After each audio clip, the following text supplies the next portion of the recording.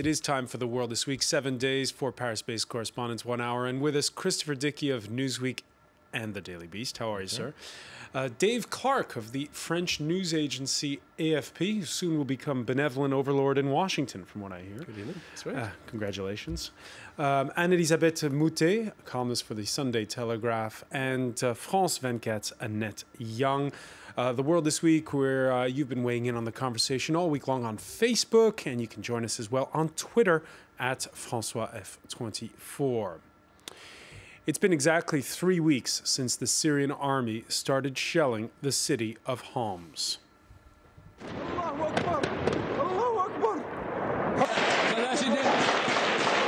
For now, there doesn't appear to be any let-up in fighting. This Friday, the Red Cross negotiating a humanitarian truce. Up till now, that had fallen on deaf ears. A situation in Syria that was highlighted in the last story written by veteran journalist Mary Colvin for the Times of London. A gut-wrenching tale of ordinary citizens cowering under the shelling. She writes, a baby born in the basement last week looked as shell-shocked as her mother, who fled there when her family's single-story house was obliterated. We survived by miracle, she whispers. Fatima is so traumatized she cannot breastfeed, so the baby has been fed only sugar and water. There is no formula milk. Marie Colvin, who goes on to write in that piece, as international diplomats dither, the desperation in the Bab el-Amr neighborhoods grows. Annette Young will discuss the international implications of this a little bit later. You read that. It's hard to read that story. It really is. And I mean, I think you and I were having a conversation earlier this week in the newsroom about the nature of this war and how it's become a YouTube war as such. And the fact of the matter is that while you've got a lot of citizen journalists running around with their mobiles, I think it took someone like Marie Colvin to go in there and to give it the perspective that was required. And sadly, it did become a game changer, whether we like it or not. The death of a Western journalist, somebody certainly of the calibre of Marie Colvin, has completely changed the nature of the international debate.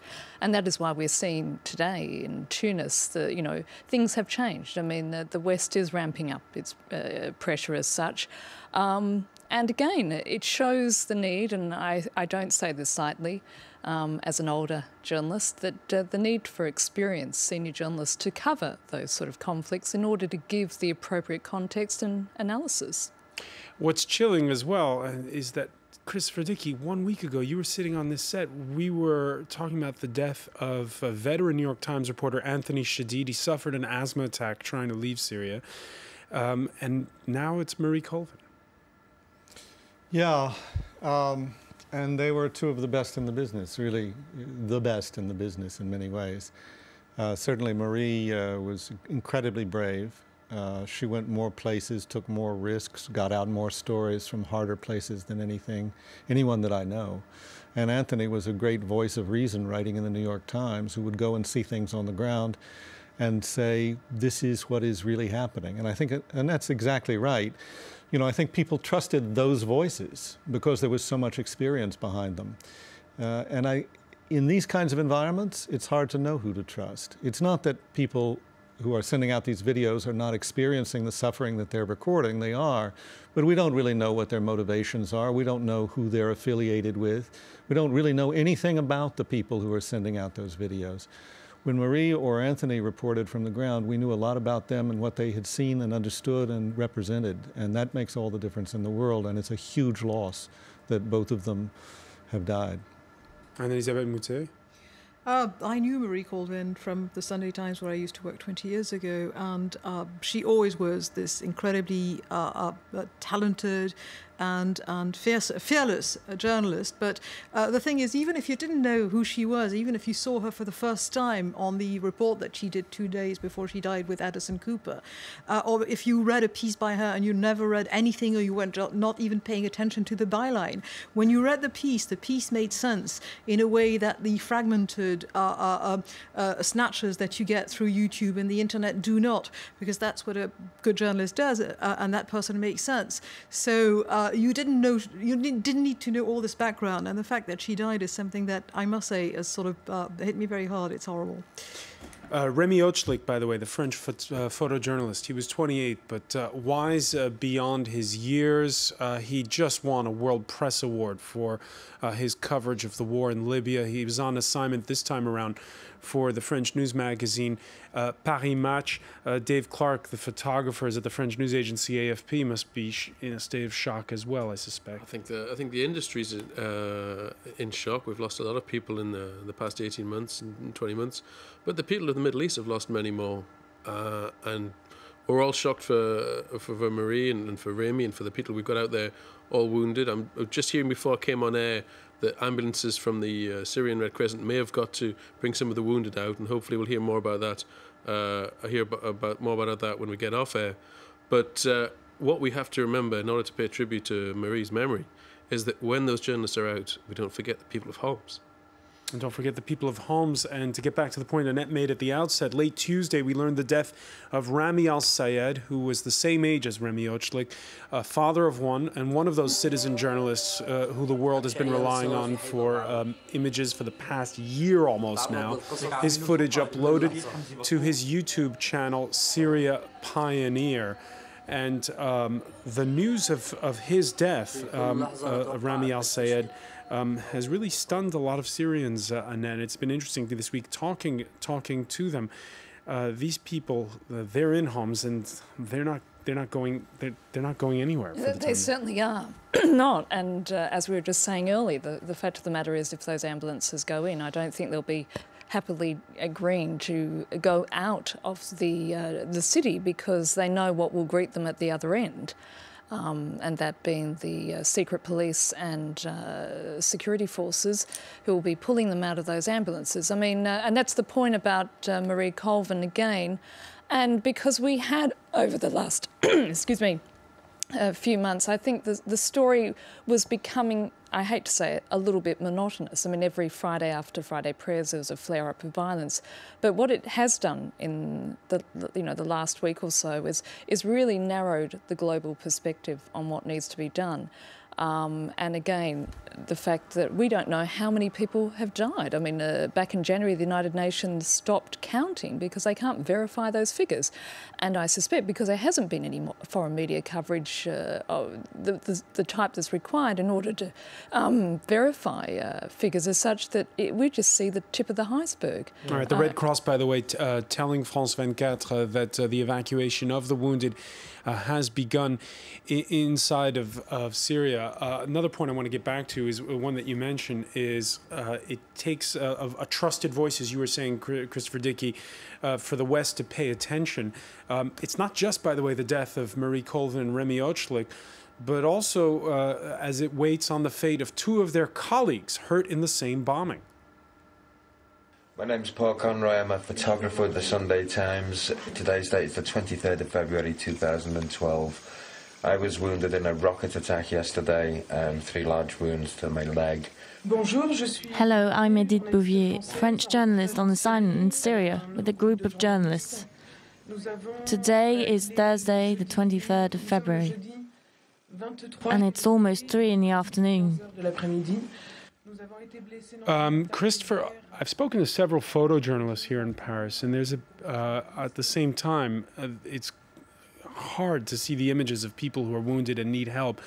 On the other hand, there's this sort of wariness over the way the narrative is being described through official mouthpieces. The French president saying this was a deliberate attack. We don't know the circumstances.